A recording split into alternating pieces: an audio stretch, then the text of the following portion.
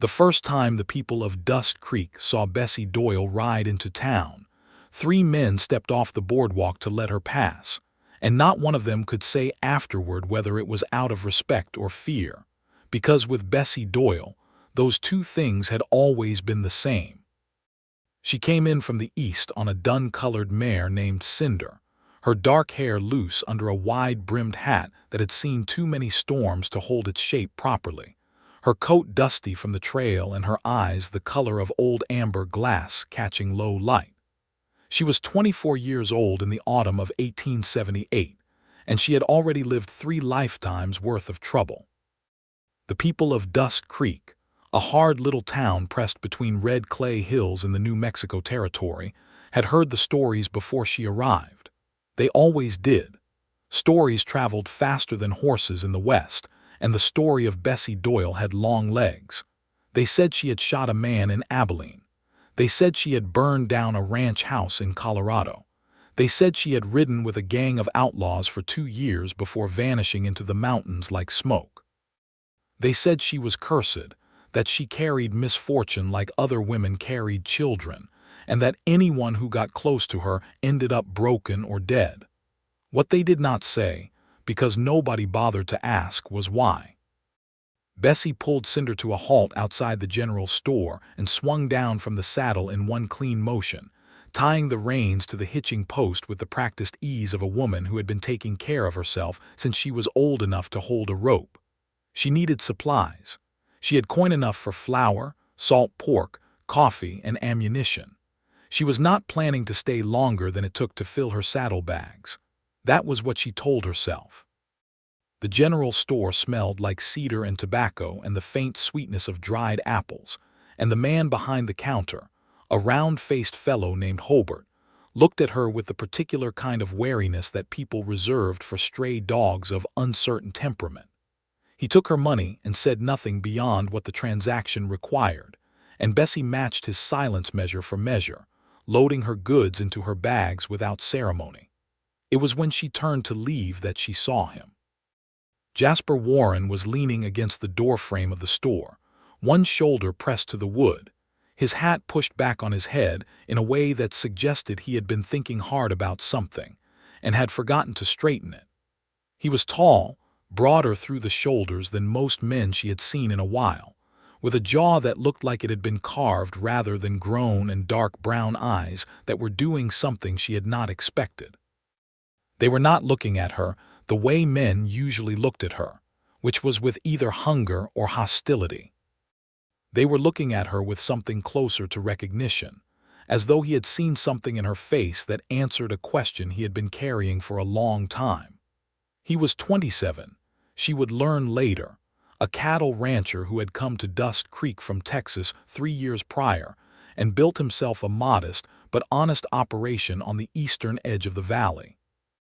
He had a reputation in town for being fair, for paying his hands well, for settling disputes with words before fists, and for being, in the careful assessment of the town's widow population, entirely too handsome for his own good and entirely too uninterested in the matter to know what to do with that assessment.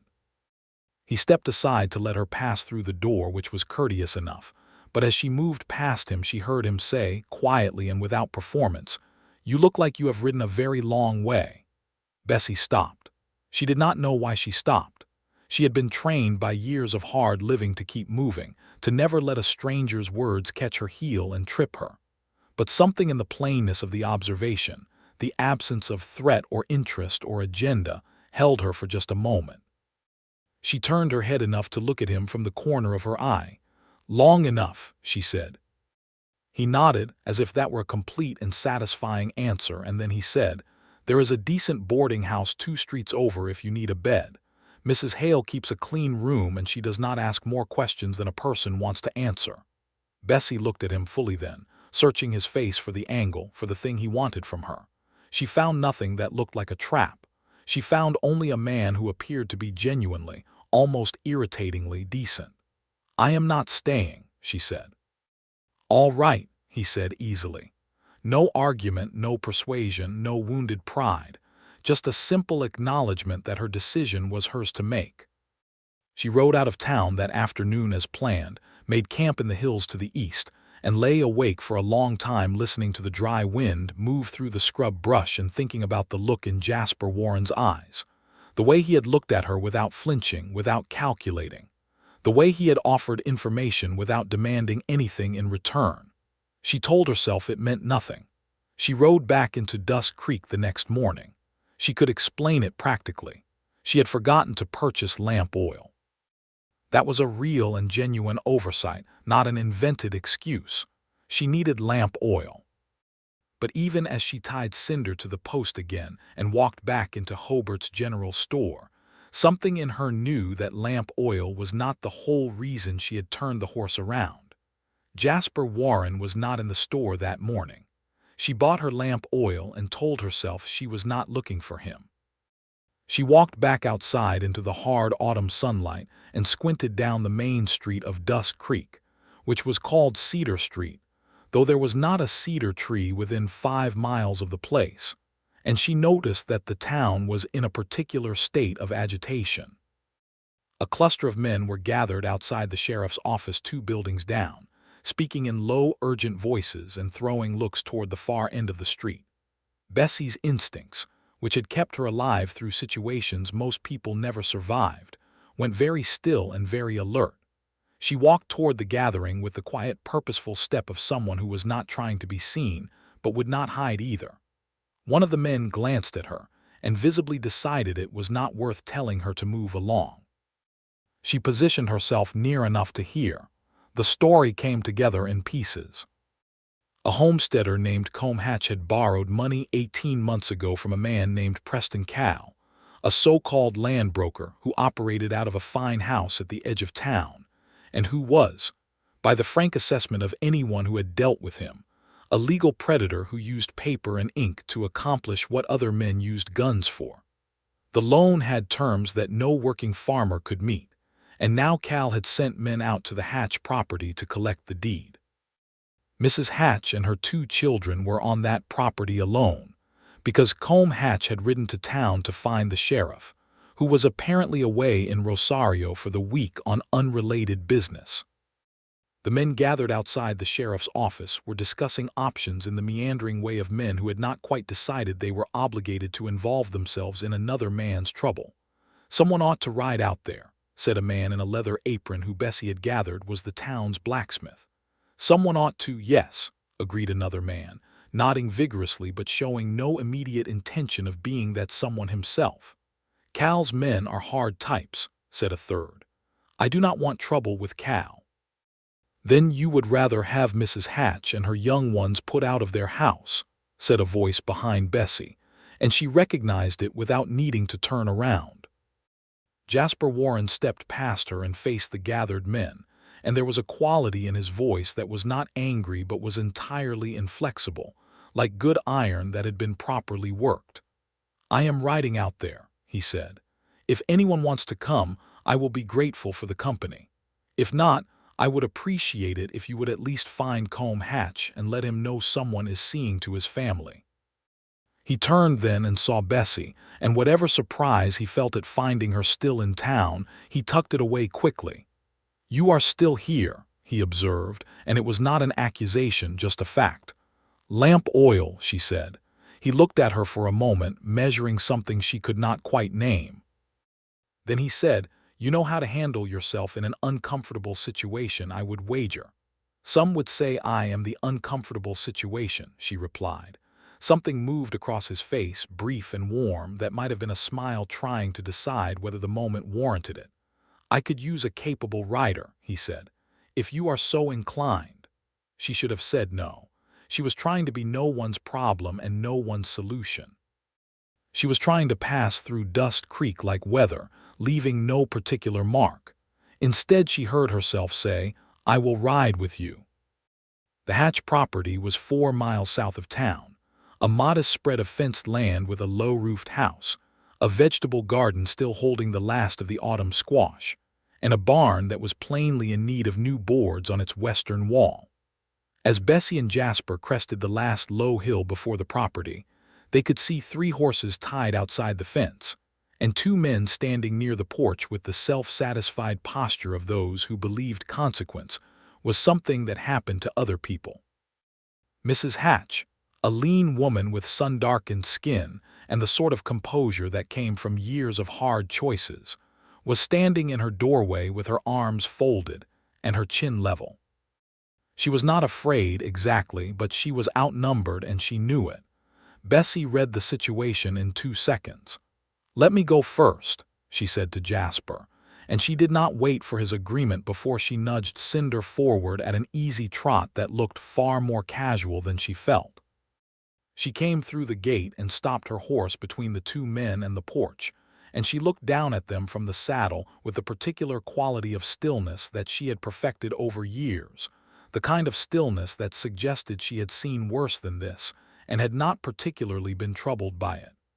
"Gentlemen," she said pleasantly, "I believe you are on private property without an invitation." The nearer of the two, a thick-necked man with a week's worth of beard and the sort of eyes that were used to having their own way, looked up at her with irritation that began to shade into uncertainty as he took in the set of her jaw and the way her right hand rested with complete ease near her hip. "This is business between Mr. Cal and these homesteaders," he said. "Nothing to do with you." "Well, that is the thing about business," Bessie said. "When it involves putting a family out of their home, it tends to become everyone's concern eventually."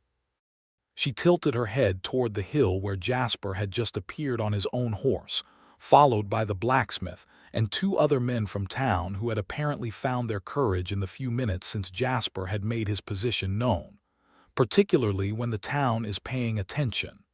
The two men exchanged a look. Numbers had shifted.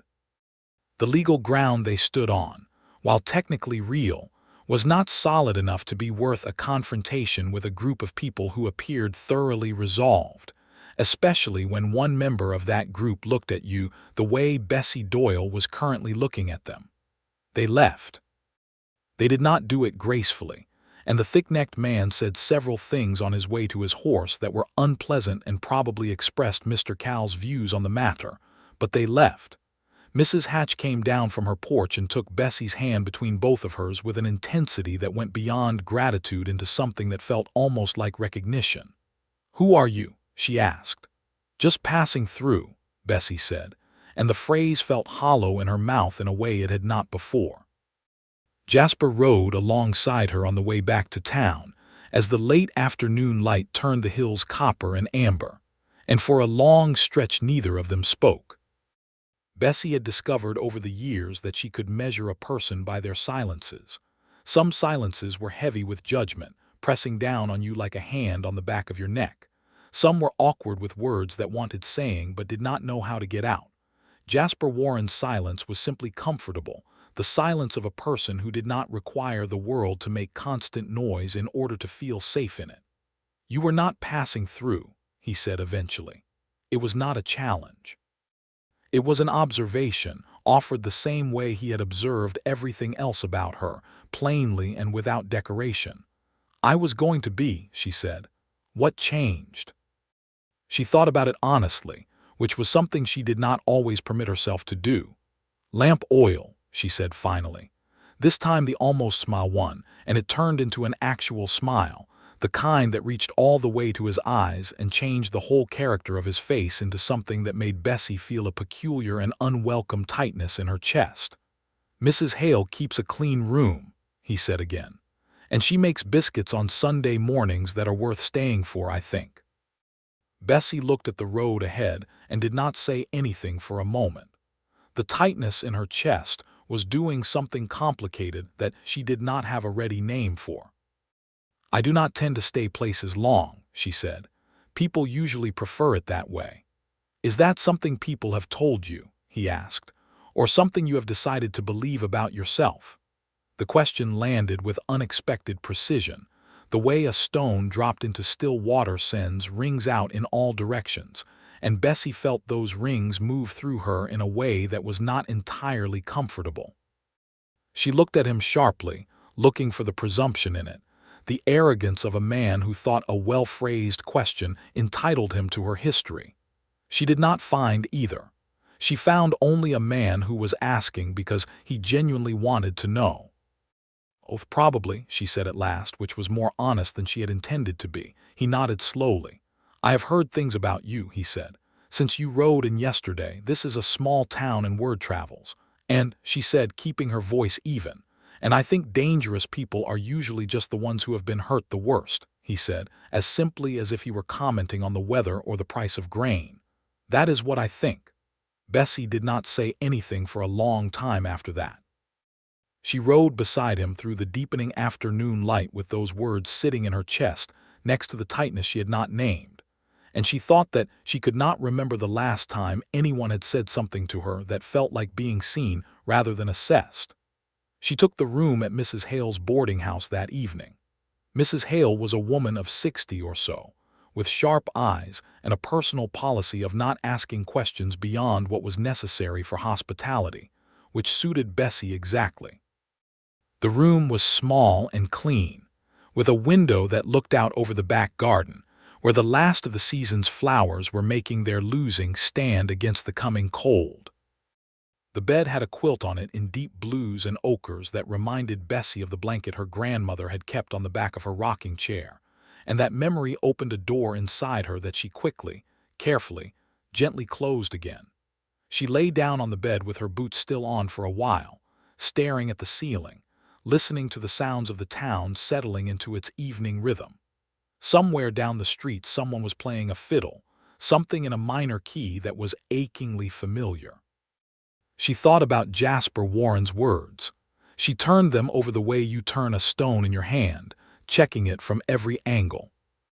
She had been born Bessie Doyle in a town in Missouri in 1854, the daughter of a farmer and a schoolteacher who had both died of fever before she was 10 years old.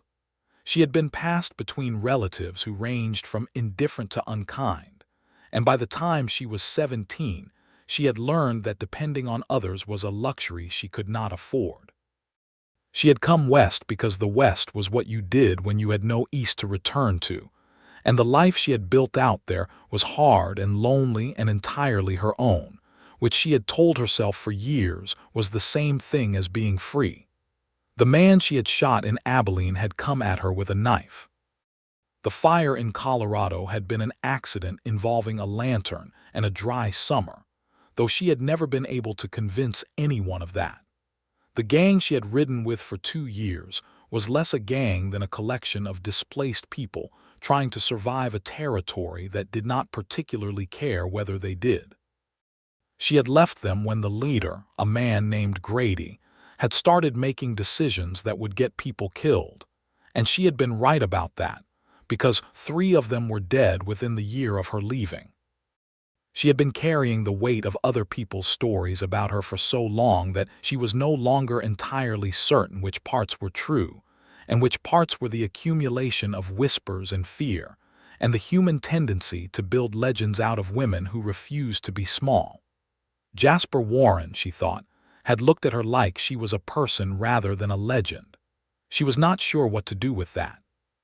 The next morning she woke early, as she always did, the habit of years of outdoor living making late sleep feel like a dangerous luxury.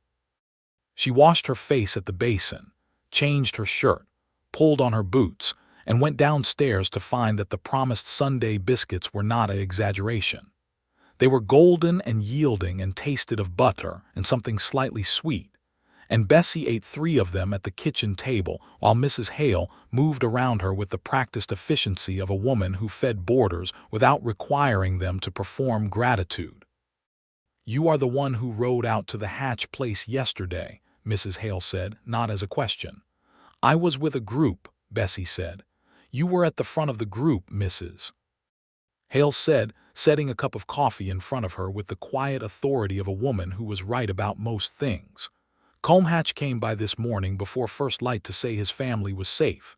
He looked like a man who had been given back something he thought was gone." Bessie wrapped both hands around the coffee cup and did not say anything. "Jasper Warren is a good man," Mrs. Hale said, in the tone of someone introducing a subject without quite introducing it. "I gathered that," Bessie said carefully. "He has had his own sorrows," Mrs. Hale said. His wife passed 3 years ago when he had only just come here. Fever took her in the winter. He built that ranch for two and has been running it alone ever since." Bessie looked up at that, and she could see in Mrs. Hale's eyes the particular gentle calculation of a woman who cared about people and had decided for her own reasons to give Bessie this information freely. "Why are you telling me this?" Bessie asked. "Because you are staying," Mrs. Hale said simply, "and in a small town it helps to know the shape of things." The weeks that followed moved with the careful rhythm of a season changing.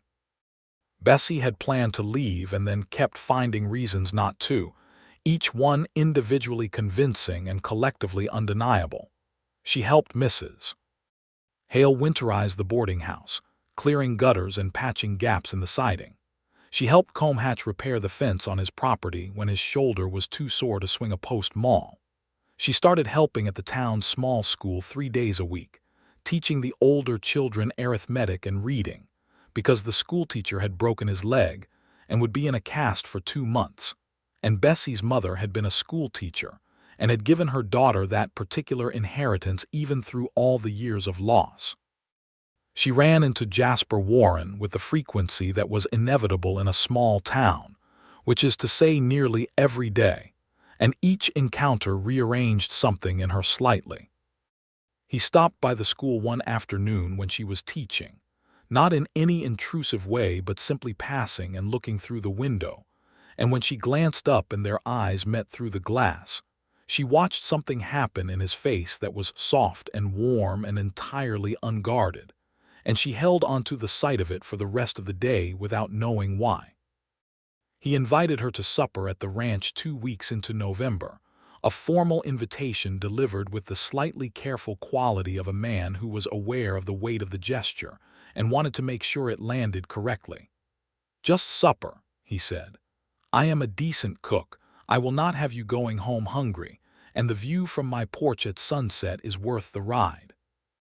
She said yes without making him ask twice, and she wore her cleanest shirt and spent an uncomfortable amount of time deciding whether to pin her hair up or leave it down, and then felt annoyed at herself for thinking about it at all.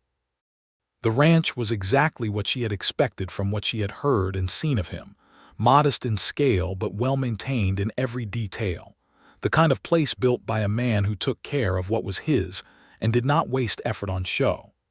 The house was low and solid with a covered porch, and he had a cook fire going already when she rode up, the smoke rising straight in the still evening air.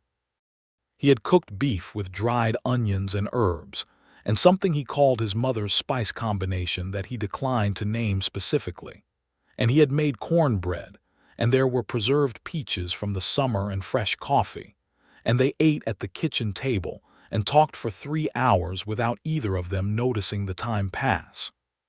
He told her about Texas, about growing up on a cattle operation that his father had built from nothing, and his 2 brothers had helped run, about coming to New Mexico because the land there spoke to him in a way he had not expected. He talked about his wife, Clara, with the quiet, steady grief of a man who had made his peace with loss but had not pretended it was not real. He told her that Clara had been the kind of person who laughed very easily and made everyone near her feel that the world was fundamentally a good-natured place, and that he missed her every day in ways that had slowly become less like open wounds and more like scars, permanent but no longer raw. Bessie listened to all of this and felt, without entirely intending to, the careful walls she maintained doing something they almost never did. They were not coming down. She was not naive enough to believe they could come down all at once.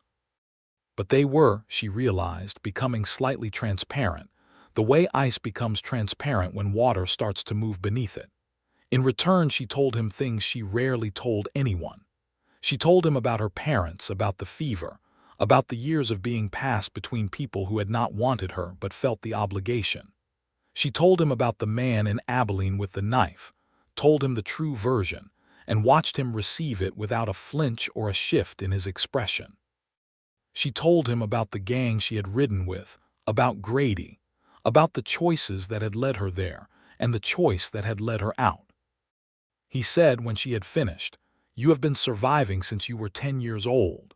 It was such a plain statement, devoid of pity or horror or the particular condescension of people who believe that suffering ennobled you, that Bessie felt something unexpected move through her, something that was dangerously close to tears, and she looked down at the table and pressed her thumbnail into the edge of it hard enough to ground herself.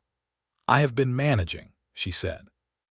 "There is a difference between surviving and living," he said gently. "Most people never know the difference," she said. "Most people have not had to," he agreed, and there was no judgment in it, only acknowledgement. When she rode home that night in the cold, clear dark with the stars very bright overhead, she thought about that distinction, surviving and living. She had been surviving for so long that she was not entirely sure she remembered what the other one felt like. But something about the evening, about sitting at a kitchen table eating preserved peaches, and talking to a man who listened without wanting to fix her or use her or run from her, had tasted like something she thought might be the beginning of an answer. The trouble with Preston Cal did not end with the Hatch incident. Bessie had suspected it would not. Men like Cal did not accept reversals gracefully, and the reversal at the Hatch property had been public, which made it worse for his pride. In the weeks that followed, the town's more observant residents noticed that Cal's men were around more often, making their presence felt in the particular way of people who want you to know you are being watched. Two of the smaller homesteaders near town quietly accepted settlements from Cal that were, by any honest measure, terrible deals, and the general understanding was that they had felt the weight of that watching and made their calculations accordingly. Jasper was on Cal's list of people to pressure, because his land sat at the corner of a piece of territory that Cal wanted to consolidate into a larger holding. He was planning to sell to a railroad surveying company that was moving through the territory. This was information that came to Bessie in pieces from different sources, because people in Dust Creek had begun, without any formal declaration, to include her in things. They told her things. They asked her opinion on things. She was not sure exactly when this had happened, but she could trace its edges back to the afternoon at the Hatch property, to the moment she had put Cinder between those two men and Mrs. Hatch's porch. She told Jasper what she had gathered one evening when she rode out to the ranch to help him move his small cattle herd to a winter pasture, working alongside his two ranch hands, a quiet older man named Samuel and a younger one named Pete who was enthusiastic about everything and had a particular talent for misreading a steer's intentions.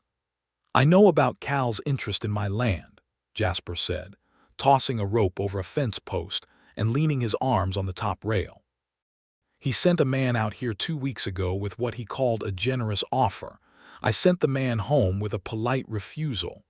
"Polite may not be the language Cal responds to," Bessie said. "I know," Jasper agreed. "But I have a deed and I have the law and I have no interest in leaving." He paused. "This land was bought with Clara's inheritance as well as my savings. It is not just mine to give up." Bessie understood that.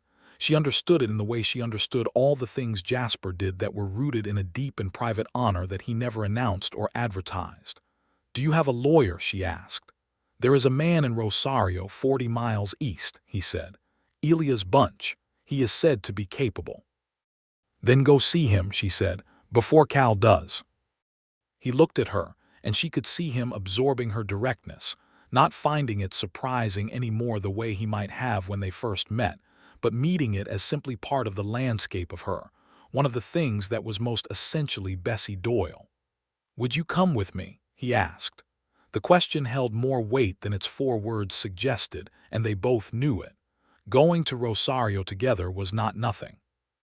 In a small town in the New Mexico Territory in 1878, 2 unmarried people riding 40 miles together and spending a night in a town where no one knew them was a kind of declaration, however informal, however unspoken. "Yes," she said. They rode to Rosario on a Thursday in early December when the sky was the gray of old wool, and the air smelled like snow that had not quite decided to arrive yet. The journey took most of the day, and they talked for much of it. the conversation moving between practical and personal and back again, with the ease of people who have found their rhythm with each other. Bessie told him about the geography of the territories she had moved through, the landscapes that had caught her and held her attention, the moments in her itinerant years when she had stood somewhere and felt the specific beauty of the land like a struck chord. He told her about the astronomy he had taught himself from a book, pointing out constellations on clear nights the way other men pointed out landmarks. And she listened to him describe the stars with a precision and a quiet wonder that made her think that there was more dimension to this man than even her considerable attention had yet mapped. Elias Bunch was a small, compact man with a large professional confidence and an office that smelled of ink and old leather, and the particular organized chaos of a lawyer who was actually very good at what he did. He reviewed the situation with Jasper's land and Cal's operations with the focused intensity of a man who had seen this pattern before, which he had. Cal has done this in 3 other counties, Bunch said, setting down the papers and folding his hands on his desk. He finds land that is adjacent to something valuable. He makes loans with terms designed to default, and when he cannot get the defaults, he applies pressure through his men. Legally, he walks a narrow edge. But legally, he has so far stayed on the right side of it. So far, Bessie said. Bunch looked at her with the slight recalibration of a man encountering a woman who spoke at a lawyer's table with the authority of someone who had sat at them before. So far, he agreed. The Hatch situation gives us something. If Cal's men were on that property without a valid eviction notice, which I understand they were not, that is something I can work with. I can also file documents that will make any attempt on Mr. Warren's land a slow and expensive legal process. Cal likes quick results. We can deny him those. They stayed in Rosario that night at separate lodgings, which was proper, and neither of them discussed it otherwise. But at supper at the town's hotel restaurant, Jasper ordered wine with the meal, something Bessie had not expected, and he raised his glass to her across the table with a look in his eyes that was neither calculated nor shy but simply direct and warm. "Thank you," he said. "For what specifically?" she asked. "For coming with me," he said. "For the last several weeks generally. For riding out to the Hatch place when you had no obligation to. For still being in Dust Creek when you told me you were not going to be." He paused. "I told you that this place was worth staying for." I find that I meant it more specifically than I said it at the time. Bessie held his gaze and felt the warm tightness in her chest do the thing it did whenever he looked at her that way, opening and contracting simultaneously, as if her body had not quite decided whether to accept the feeling or defend against it. "Jasper," she said, and she heard the slight softness in her own voice that she did not usually permit herself. "I need you to know something about me." "All right," he said, and he set down his glass and gave her his full attention. "I have spent most of my adult life making sure I did not need anyone," she said. "Not as a choice exactly, more as a survival mechanism. When you do not need people, they cannot take anything from you. When you do not attach yourself, leaving is just movement and not loss." She looked at the candle between them. "I have gotten very good at it, at not attaching, at keeping everything at a certain distance." "I have noticed," he said gently, without judgment. "The distance has been getting harder to maintain lately," she said. She looked back at him. "I want you to know that, and I also want you to know that it frightens me. And I am telling you because you deserve to know the truth of what you are dealing with." He was quiet for a moment. In the way she had come to understand meant he was giving her words the weight they deserved, not rushing to fill the space with reassurance or deflection. "The truth of what I am dealing with," he said finally, "is a woman who has carried more than her share and is still standing, who has been told she is too much or the wrong kind for so long she has started to believe it, who rode into my town on a dun horse and turned out to be the most fully herself person I have encountered in a long time." He paused. "I am not asking you to need me, Bessie. I am telling you that I would very much like to know you, and I am willing to be patient while you work out whatever working out needs to be done." She looked at him for a long moment in the candlelight, and something in her chest resolved with a quiet finality, like a key turning in a lock, and she thought she understood now the difference between surviving and living, because survival had never felt like this, like warmth moving through the center of you, like the specific relief of being seen by someone who was not afraid of what they saw. "You are an unusual man," she said. "I have been told worse things," he said, and this time the smile arrived completely, unhurried and genuine, and Bessie Doyle, who had ridden through lightning storms without flinching, felt her heart turn over like a coin catching light. Winter came to Dusk Creek with the deliberate progression of a season that knew its own power and saw no need to rush. The first snow arrived the second week of December, light and exploratory, dusting the red hills white for a day before the sun reclaimed them. The real snow came a week later, thick and quiet and absolute, filling the sky from horizon to horizon and muffling the town into a softer version of itself. Bessie had, without any formal decision she could point to, become something to Dust Creek. She had taken on the school position properly while the teacher recovered, had become a regular face at the Thursday market, where the valley farmers brought their goods, had started helping Mrs. Hale with additional bookkeeping for the boarding house. She had met the entirety of the town's population by now, knew their names and their situations and the particular texture of their lives, and found that they had, in their quiet frontier way, begun to weave her into the fabric of the place. Mrs. Hatch brought her a jar of preserved plums.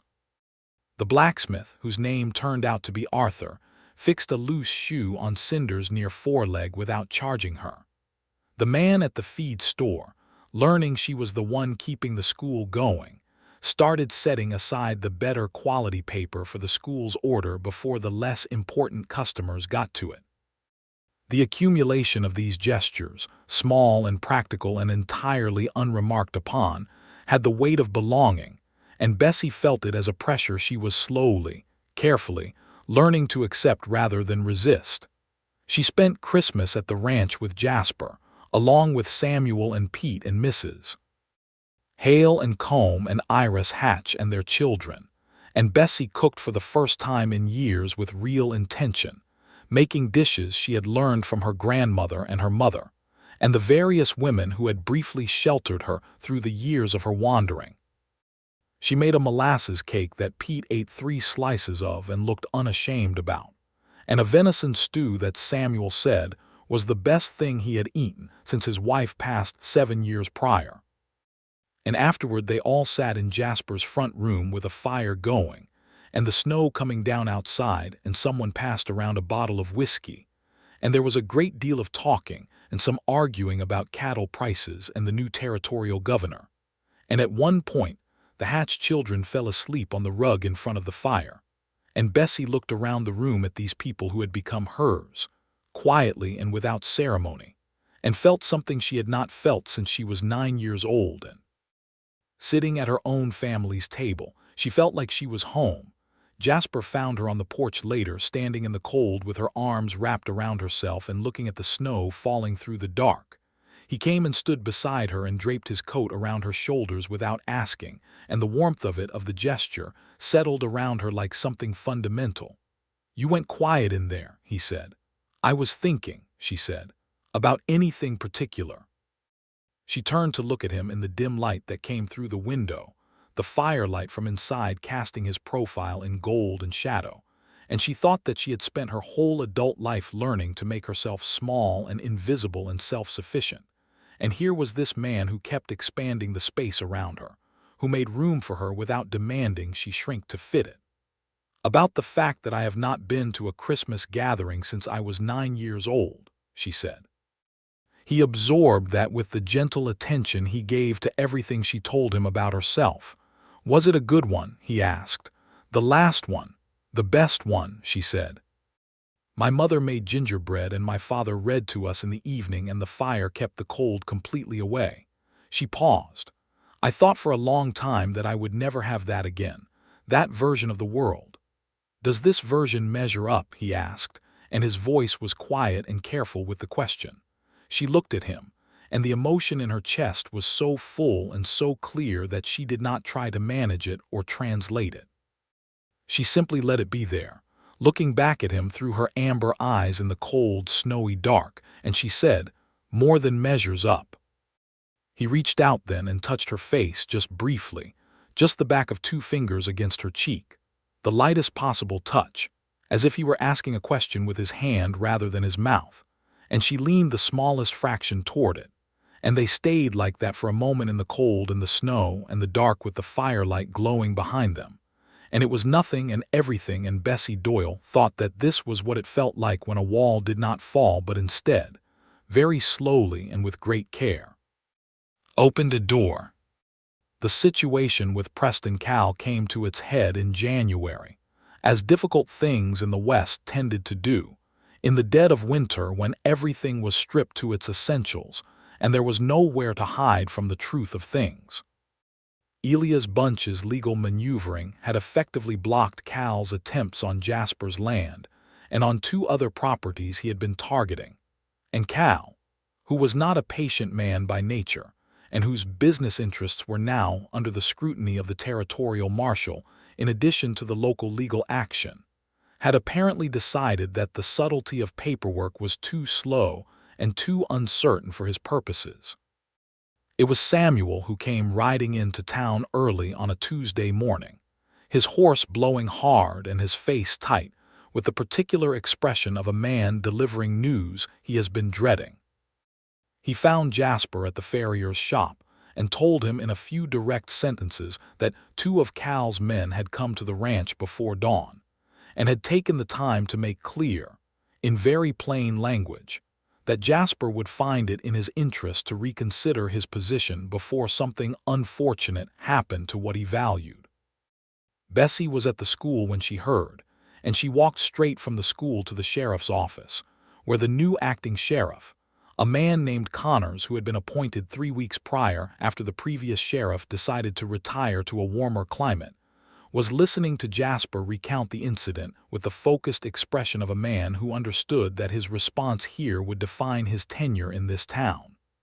"This is a direct threat," Bessie said from the doorway. "And I think we all know it is not the first one, and that if it is not answered firmly it will not be the last." Connors looked at her, then at Jasper, then back at her with the expression of a man doing calculations. "Miss Doyle," he said, and his voice was professionally neutral, but she could see in it the ghost of the same caution men always had with her, the weighing of her history against her presence. "You have heard things about me," she said directly. "I know you have. This is a small town and you have been sheriff for 3 weeks, and you would not be good at your job if you had not asked around. Whatever you have heard, I am telling you now, in front of Jasper Warren and Samuel here, that the threat Cal's men delivered this morning is real, and it will escalate if it is not answered with legal authority. I have seen men like Cal before. They move until something stops them." Connors was quiet for a moment. Then he said, "What you did for the Hatch family in the fall was noted, Miss Doyle." "I am glad," she said simply. He stood up and took his hat from the peg on the wall. "I am going to call on Mr. Cal this morning," he said, "officially, and I am going to make it very clear that threats against the person or property of any resident of this county are a matter for the law, and that the law in this county is paying attention." He paused, putting on his hat. "Mr. Bunch's documentation from Rosario has also been useful. I would like copies of everything he has filed." It was not a dramatic confrontation in the end, which was, Bessie reflected afterward, the best possible version of it.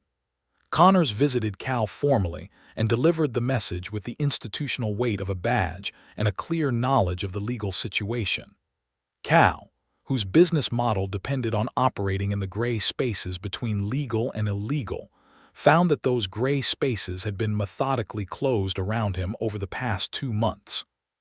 He was a practical man at his core, for all his predatory instincts, and practical men understood when the calculation had shifted. He left Dusk Creek at the end of January, citing a business opportunity in Arizona territory. He took his men with him and left behind the considerable wreckage of promises broken and terms manipulated and deals that had robbed several families of money they could not recover. That damage was real and ongoing, and Bessie did not pretend otherwise to herself.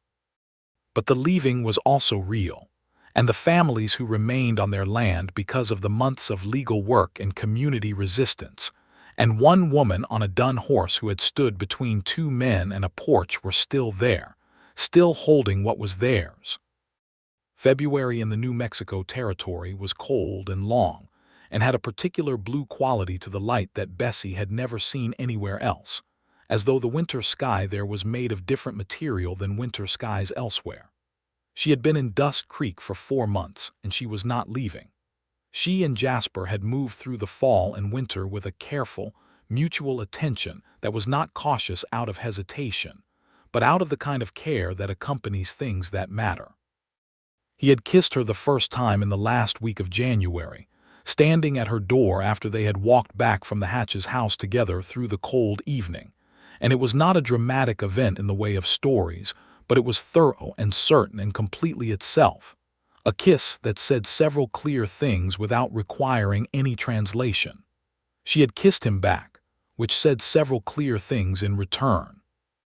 After that, the careful attention became something warmer and more openly declared, though still private in the way that deeply personal things are private, lived in the internal landscape of two people rather than announced to the external one. They rode together in the morning sometimes when the weather permitted, Jasper on his bay gelding named Thomas and Bessie on Cinder, moving through the valley in the blue winter light with the steam of the horse's breath and their own rising around them. They cooked together at the ranch on Sunday evenings with a frequency that had become a standing arrangement without anyone formally arranging it. He taught her the names of the stars, which she mostly already knew, but let him tell her anyway because she liked the way his voice changed when he was talking about something he loved, becoming slower and more considered, picking words with visible care. She taught him 3 card games that she had learned during the less reputable years of her life, and that she was certain she should probably not be teaching a respectable rancher, but which he turned out to have a natural aptitude for. That made her suspect he was less straightforwardly respectable than his daily behavior suggested. She told him about the grandmother's blanket. She told him about the schoolteacher mother who had taught her that words were the most durable thing in the world, because fire and flood could take everything material, but what you carried in your mind was yours completely. She told him about the winter she had spent in the mountains above Taos, alone in a trapper's abandoned cabin with not enough food and too much silence, and how she had spent those 3 months reading the single book in the cabin, a Bible she was not particularly religious about, from cover to cover 3 times because she had nothing else, and how she had emerged from that winter knowing much of it by heart, and with the clear and grounding understanding that she could survive nearly anything. He told her that he believed her, and that surviving nearly anything was not the same as being required to. Meaning, she asked. Meaning, he said carefully, sitting across from her at his kitchen table in the Sunday evening firelight, that knowing you can survive alone does not mean you have to, that there is no dishonor in choosing something else, once the choice is genuinely available. She looked at him across the table and thought about the word choice. She had not had that word apply to her life in any real way since she was 9 years old. Since her parents died and the world became a series of situations to be navigated rather than circumstances to be chosen. The concept of choosing, of selecting this rather than accepting what was given, had been so long abstract that it had lost its texture. Jasper, she said. Yes, he said. I am choosing to stay, she said. Not in Dust Creek specifically, though that too, but in the deeper sense that he would understand. The staying she meant was in him, in the space he had made for her, in this life that was assembling itself around her with the quiet persistence of something that knew where it was going. He reached across the table and took her hand in both of his, and he held it the way he did everything, fully and without reservation, and he said, "I know. I have been watching you choose it every day for months. Were you worried I might choose differently?" she asked. He thought about it honestly, which was always what he did. "Sometimes," he said. "I know who you are, and who you are has had very good reasons for a very long time to keep moving. I was never certain the reasons had fully run out." "They have," she said. "They have more than run out." He raised her hand to his lips and pressed them to her knuckles, a formal old gesture that somehow managed to be entirely tender rather than theatrical. And Bessie felt the last of the tightness in her chest not release but transform, become something else, something warmer and larger and altogether different in quality from what it had been, something she recognized as the feeling she had been keeping herself from since the moment she first saw him in a doorway with his hat pushed back on his head. She was in love with Jasper Warren. She had been for some time. She was done pretending otherwise, at least to herself. Spring came to Dust Creek with theatrical enthusiasm, as springs in the New Mexico territory tend to do, erupting across the red hills in wildflowers that seemed to defy the arid ground, painting the landscape in yellows and purples, and the occasional burning orange of a fire poppy standing alone on a hillside. The days lengthened and warmed, and the valley came back to itself after the long blue winter, and Bessie Doyle walked through it with the particular quality of a woman who has found something she had given up looking for. The schoolteacher, a man named Mr.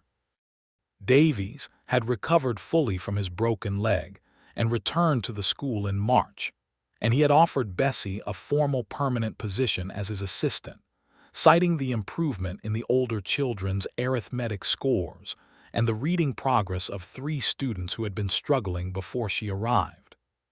She accepted and was paid accordingly, which meant for the first time in longer than she could comfortably calculate she had a regular income that did not come from whatever she could pick up or earn on the road. She moved out of Mrs. Hale's boarding house and into a small rented house 2 streets from the school. It had a kitchen and 2 rooms and a garden patch behind it that had been neglected into an interesting wilderness.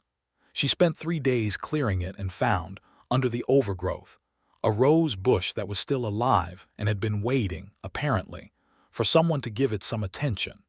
She cut it back to its healthy wood and built a simple trellis for it, and by May it was producing a quantity of deep pink roses that seemed disproportionate to the small space and the minimal intervention. Jasper came to see the house a week after she moved in, standing in the kitchen with his hat in his hands and looking around at the clean walls and the shelves she had lined with her small collection of books and the colorful Mexican pottery she had acquired from a market in town, and the expression on his face was very quiet and very full. "This is yours," he said, and the simplicity of the observation held the weight of everything he knew about her history, about the years of having nothing that was unambiguously hers. "It is mine," she agreed, and she felt the truth of it settle through her like something taking root. He asked her to marry him on a Saturday afternoon in May, in the garden behind the rented house, standing beside the rose bush that was currently in full and entirely unreasonable bloom. He had been building toward it for weeks. She could see that in retrospect, in the slight particular quality of his attention, in the way he looked at her sometimes with the expression of a man holding a question very carefully in both hands. He did not get down on one knee, which was not his way, but he stood very straight and looked at her directly, and he said, "I want to marry you, Bessie Doyle. I want to build a life with you here, or anywhere you want, but I am hoping it is here because I am very attached to this valley.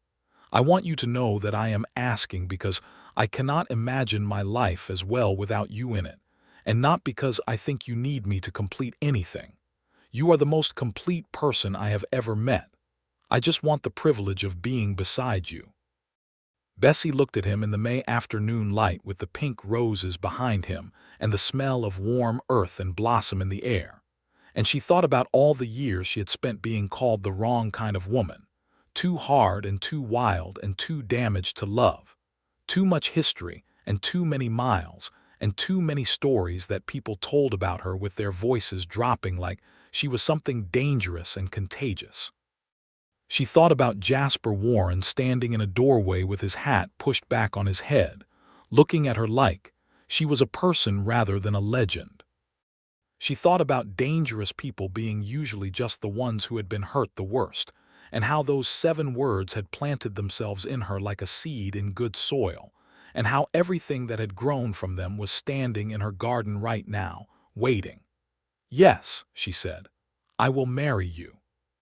And then, because she was Bessie Doyle and had never done anything by half measures, she stepped forward and kissed him with all the warmth and certainty she had been carrying for months, and he kissed her back with equal measure, and the rose bush bore witness without any particular comment. They were married in June, in the small community church at the edge of Cedar Street, on a morning when the sky was the clear deep blue of the high desert summer. Bessie wore a dress of dark blue wool that she had found at the dressmaker's shop in Rosario on their second trip there. Simpler than most wedding dresses, but exactly right for who she was. And she wore her hair down under a wreath of dried sage and the pink roses from her garden. She carried no bouquet because she found the tradition puzzling, but she did tuck a single pink rose into Jasper's buttonhole when they stood together at the altar. And the look on his face when she did it was so completely unguarded and tender that several people in the small congregation felt it was probably quite affecting to be Bessie Doyle in that moment, though she was the only one who knew the full measure of what it meant. Combe and Iris Hatch were there. Mrs. Hale was there, sitting in the front row with the satisfied composure of a woman who had seen something coming from the beginning. Samuel and Pete were both there, Pete in a shirt that appeared to have been recently ironed for the first time in its life. Arthur the blacksmith was there. Mr. Davies the schoolteacher was there. Most of Dust Creek was there, filling the small church past its comfortable capacity, because this was a town that had adopted Bessie Doyle and was not shy about showing up for the things that mattered. Elia's bunch came from Rosario, which was unexpected and wholly touching, because he had, he said, seen enough bad outcomes in his legal work to appreciate a good one when he encountered it. The ceremony was simple, and the reception was held in the street outside the church because the weather was perfect for it. And there was food from a dozen different households, and the fiddle player from the saloon, and a man with a guitar who turned out to be Pete, who had not previously mentioned this talent. And the dancing went on until the long summer evening finally gave up its light, and the stars came out over the valley in their full abundance. Bessie danced with Jasper in the warm dark with the music going around them and the stars overhead, and she felt that she had traveled a very long way to arrive at this moment, that the road that led here had been hard and lonely and sometimes frightening, and that she would not undo a mile of it because every mile had led to this valley, and this town, and this man who had looked at her without flinching on the very first day. They moved to the ranch together after the wedding, which had been the logical decision since Jasper's property was larger and more established. Bessie brought her books and her pottery and a small trunk of carefully chosen things, and she hung her grandmother's pattern quilt, which she had found in a general store in Santa Fe 2 years prior, and recognized with a shock of the heart as being identical to the one on her grandmother's rocking chair, on the wall of their bedroom where the morning light from the east window would fall across it. Jasper had given her the east room for her books, clearing his own things out of it with cheerful efficiency and installing new shelving before she arrived, and she stood in the doorway of it on the first morning in her own home and felt something move through her that was so full it had no name in any language she knew. The summer of 1879 passed with the richness of a year in which you are exactly where you should be. Bessie taught through the summer term at the school, riding into town 4 days a week on Cinder, who was aging gracefully and had developed a particular affection for the sugar lumps that the Hatch children always brought to the schoolyard fence. She worked the ranch alongside Jasper on her days off, having learned enough about cattle operation in the months since their meeting to be genuinely useful, which mattered to her because she had never been interested in the kind of partnership that required one person to be merely decorative. They quarreled because real love includes quarreling, the inevitable collisions of two fully formed people with their own histories and convictions. They argued twice about money, once about the best route for moving cattle to winter pasture, once about a stray dog that Bessie wanted to keep and Jasper had reservations about. The reservations being based not on the dog, but on the 3 cats already resident on the ranch, whose opinions on the matter were unambiguous. The dog, whose name Bessie had already decided was going to be Warren, ended up staying, and the cats ended up reaching an armed truce with him that everyone pretended was more cordial than it was. They made up from every quarrel with the thoroughness of people who understood that the quarrel was not the thing, but just the weather of living closely together, and the making up was always more illuminating than the argument. Bessie found, as autumn came around again, that she was going to have a child.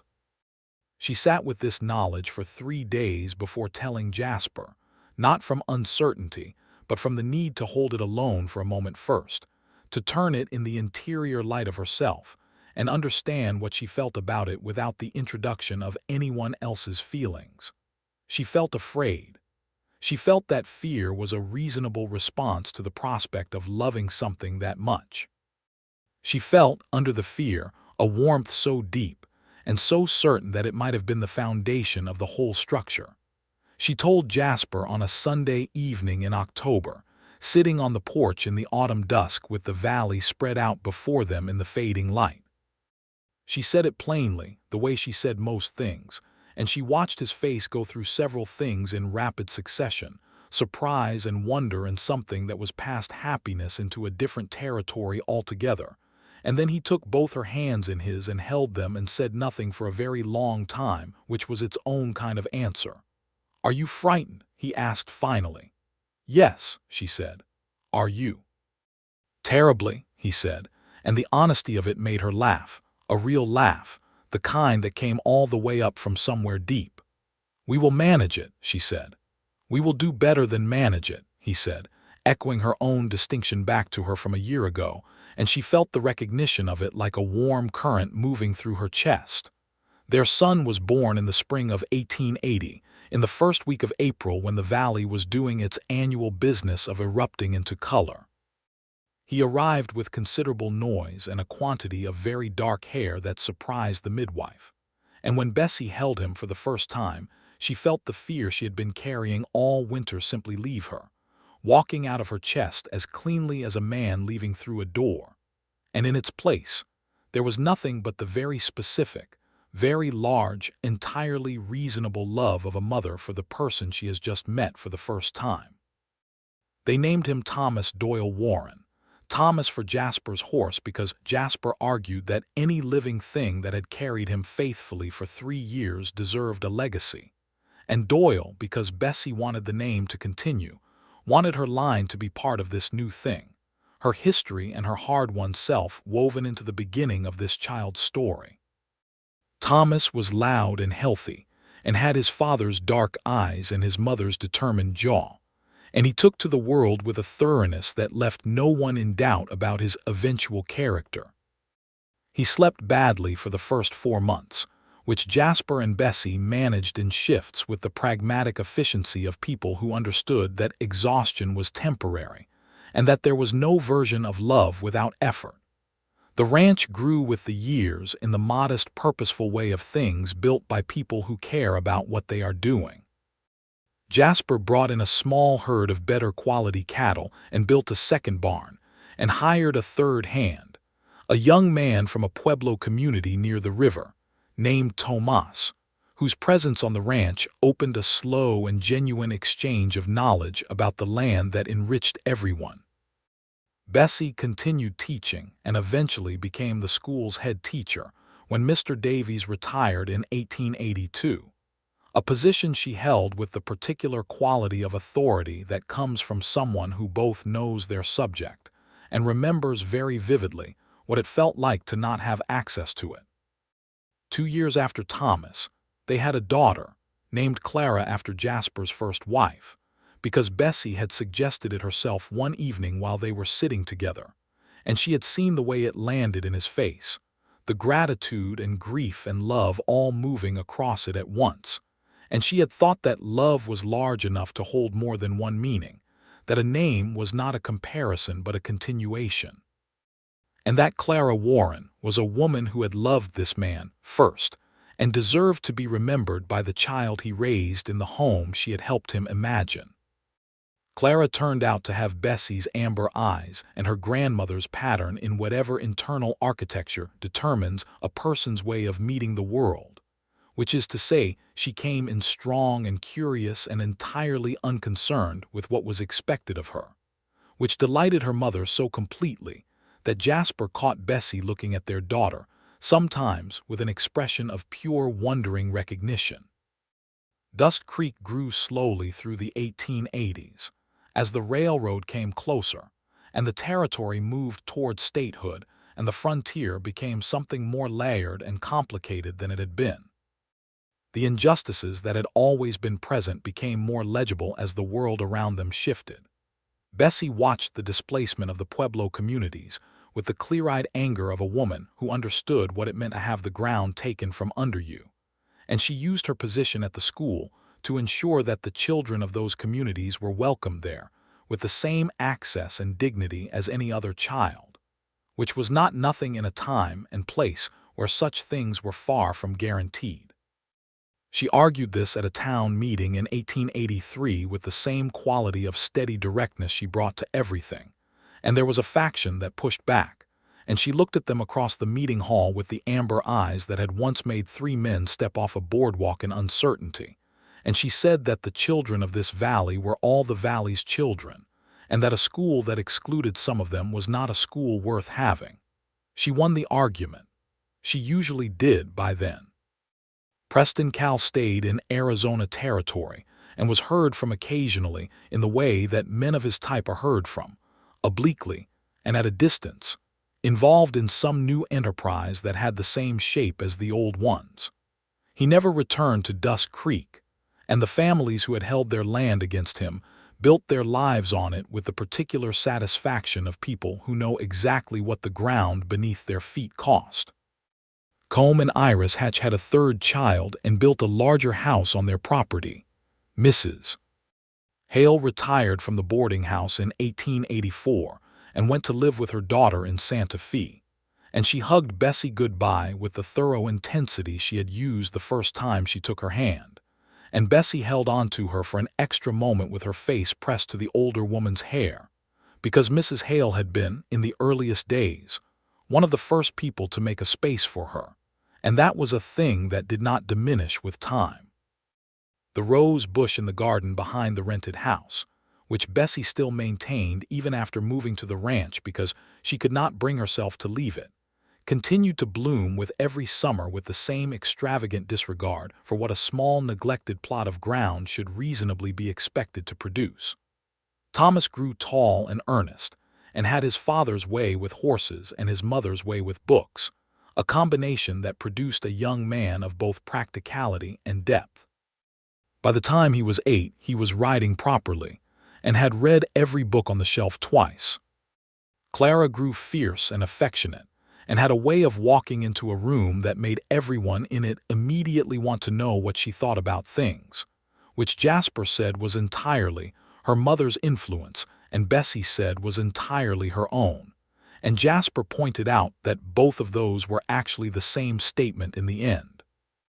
They had a third child, a boy they named William, in the summer of 1885, who arrived into the world with a quantity of Jasper's patience and a quality of contentment that neither of his older siblings had demonstrated, and who lay in his cradle regarding the world around him with a philosophical acceptance that made his mother laugh and his father say he suspected the boy had already figured out the most important things and was simply waiting for everyone else to catch up.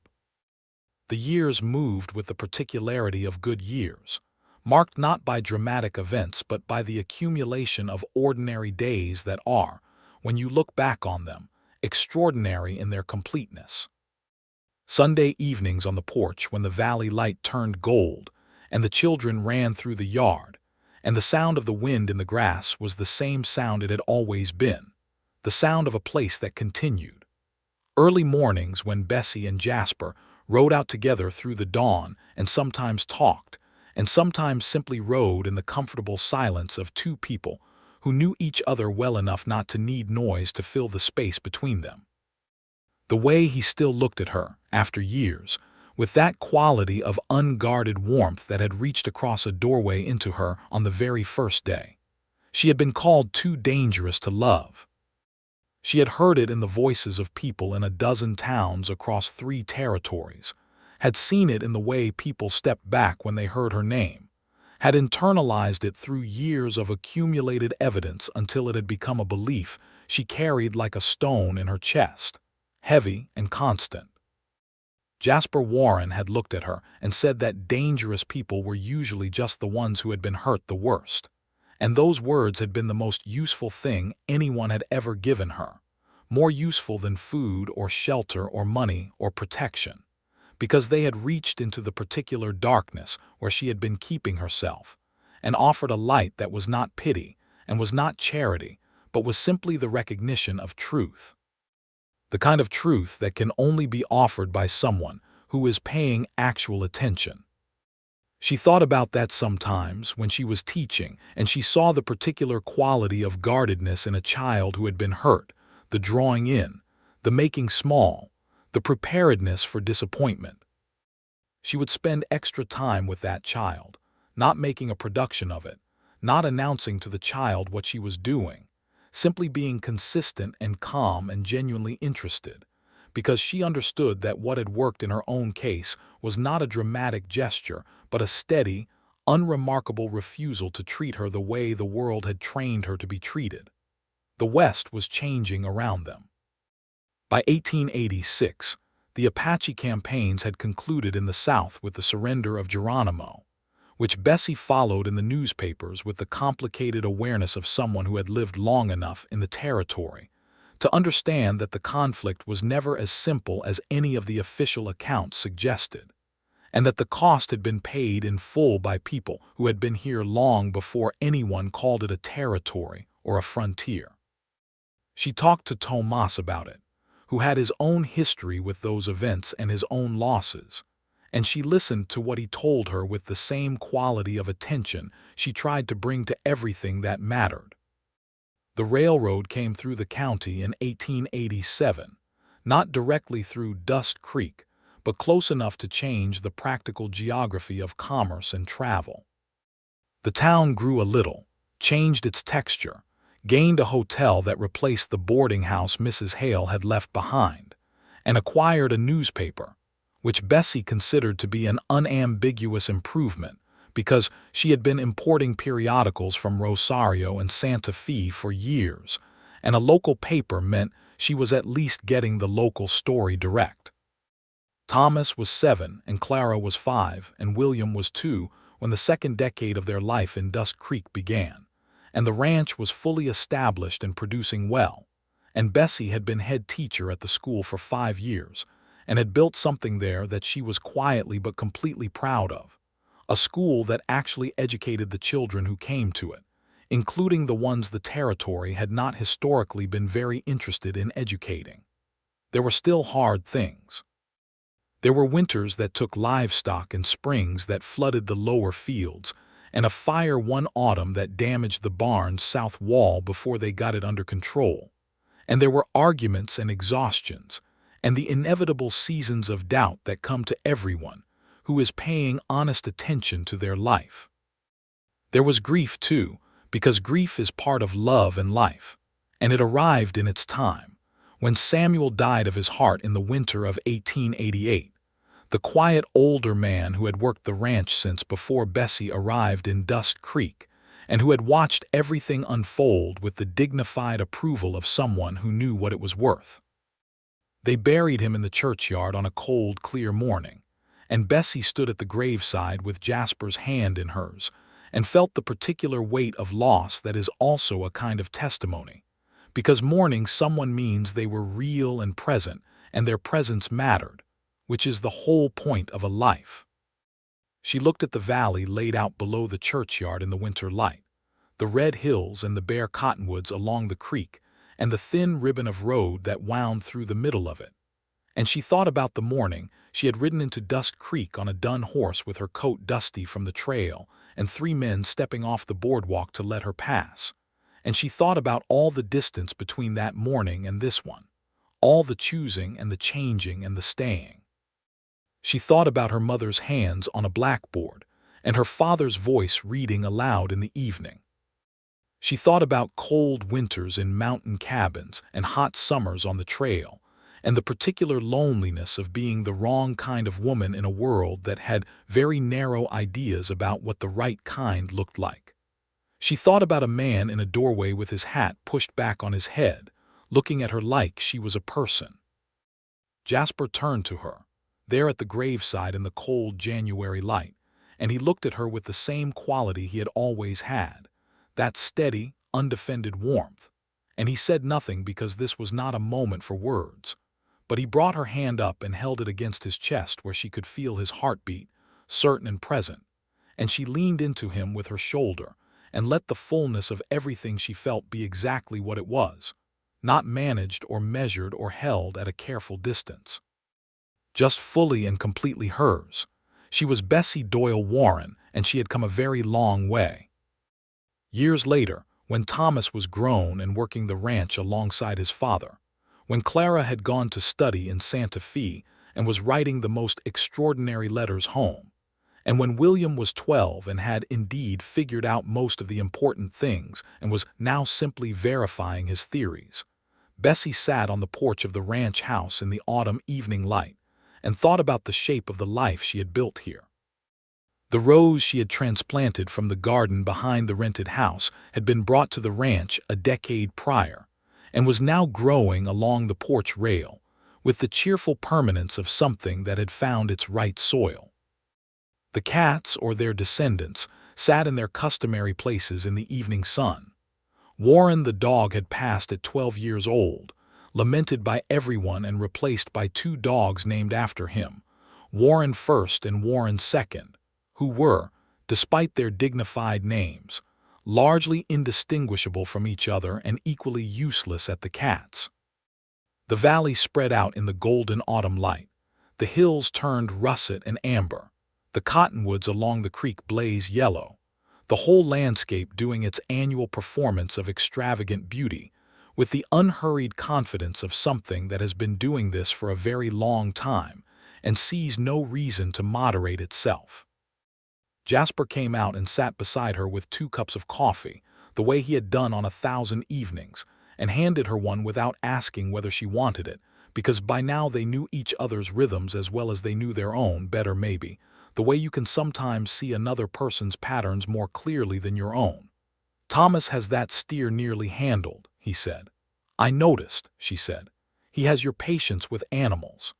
"He has your stubbornness with them too," Jasper said. He decided that steer was going to cooperate, and he simply did not allow for any other outcome. "That is not stubbornness," Bessie said. "That is clarity of purpose." Jasper laughed, a real laugh, the one she had first heard at a kitchen table over preserved peaches and had been collecting ever since, storing in the interior spaces of herself like coins, each one particular and valuable. "Clarity of purpose," he repeated. "I will remember that." She leaned against him on the porch bench, his arm coming around her with the practiced ease of years, and they sat together in the evening light and watched the valley do its slow, beautiful work of becoming night, the sky moving through its colors overhead, the stars beginning to appear one by one as they always did, the ones he had taught her and the ones she had always known, and the ones that had no names yet because the sky was inexhaustible in that way. "Do you ever think about leaving?" he asked. Not with worry in the question, just with the genuine curiosity of a man who knew his wife completely and remained interested in the ongoing territory of her mind. "No," she said. Not quickly, but with the particular certainty of a fact that has been tested enough times to be absolutely reliable. "I think about where I came from sometimes. I think about the road. But leaving? No." "Why not?" he asked, still curious, still interested. She thought about it with the honesty she brought to everything he asked her, because he had always deserved that and she had always tried to give it. "Because I was moving for all those years because I had nowhere to be," she said. "And now I do." And the difference between those two things is not something you give up once you know what it feels like. He pressed a kiss to her temple, slow and certain, and she felt the warmth of it move through her the way warmth moves through a house in winter, quietly and completely, reaching every room.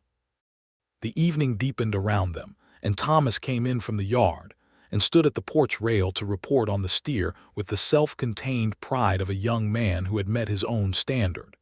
And William appeared from inside the house with a book he wanted to ask his mother about because he had found a passage he thought was factually questionable and wanted to discuss it. And somewhere down the valley, a coyote sang its one-note song into the coming dark. And the stars came out over the New Mexico territory in full number, the same stars that had always been there, indifferent to whether anyone below was paying attention, but magnificent regardless.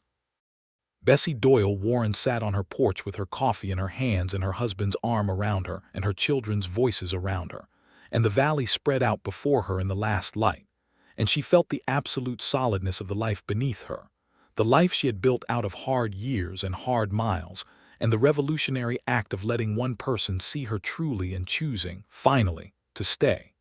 She had been called too dangerous to love. She had been wrong to believe it for as long as she had. And the man who had told her so, who had looked at her damaged and guarded and full of miles, and said simply that hurt people looked dangerous to those who had never thought to ask why, that man was sitting beside her in the autumn evening light with silver beginning to appear in his dark hair and laughter lines beside his eyes that she had helped put there. And he was exactly where he had said he wanted to be, which was beside her. And she was exactly where she had finally, completely, irrevocably chosen. The stars turned overhead in their ancient courses.